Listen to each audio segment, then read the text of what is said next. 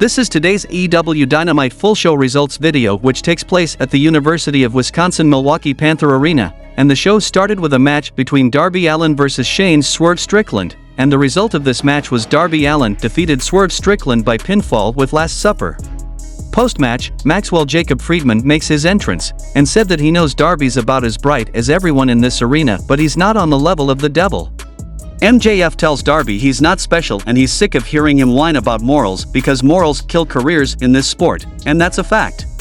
Darby thinks he's an idiot, that he's not keenly aware that he might end up on his deathbed alone and he might not go to heaven. He could give a shit, because as long as the title comes with him, that's all that matters, and that's the difference between them. He tells Darby to listen well, he's willing to do whatever it takes to leave a legacy in this sport, and when he's done he'll be the greatest of all time, and Darby's legacy will be that he's Sting's bitch. Then comes Sting into the ring, and says MJF is more like a cheerleader, he says, pulling a pom-pom out of his jacket and flicking it at MJF a few times.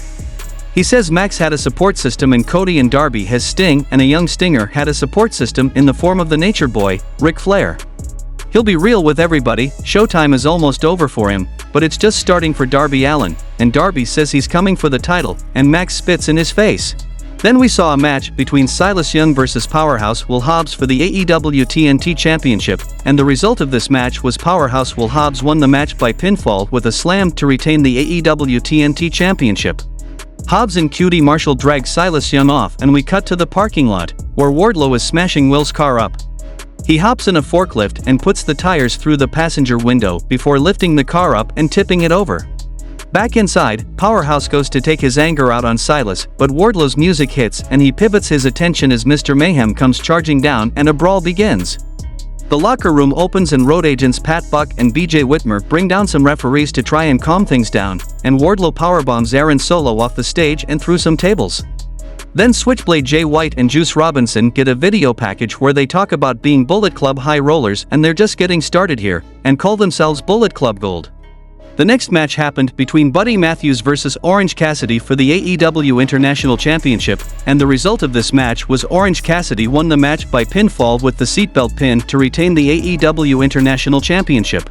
Then we saw All Ego Ethan Page is in the ring, mic in hand, and he needs answers. He needs Matt Hardy to tell him why he cracked him over the head with the title and what he put in the contract, and he knows he still works for him, so he needs to come down here now.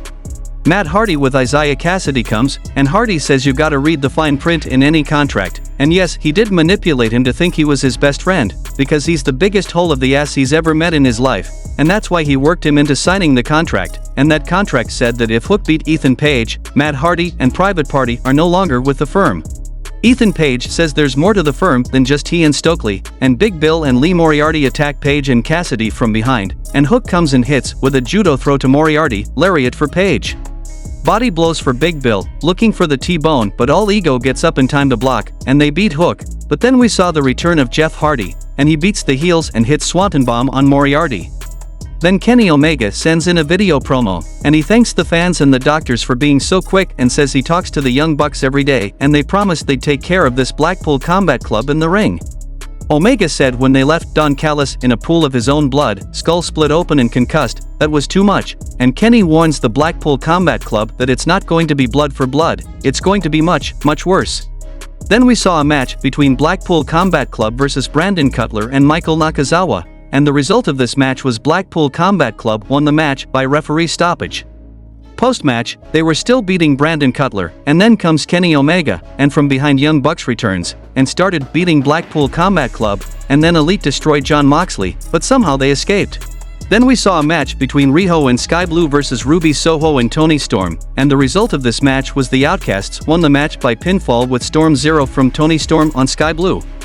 Post-match, the Outcasts spray the green L on Riho and hit a triple powerbomb on her, and Jamie Hayter tries to make the save but gets overwhelmed, and Dr. Britt Baker makes the save for real and gets in a brawl with Saraya, and short kick to the ribs, off the ropes. The other Outcast saves Saraya before she can hit the stomp. In the main event of the show, we saw a match between Chris Jericho vs Limitless Keith Lee, and the result of this match was Chris Jericho won the match by pinfall with a lateral press, but before the ending, Swerve Strickland attacked on Keith. Post-match, Adam Cole comes, and he checks on Keith Lee and offers a fist bump, which is reciprocated, and they turn their backs on Jericho and Garcia and start walking as the heels fume over being ignored, and the show goes off the air.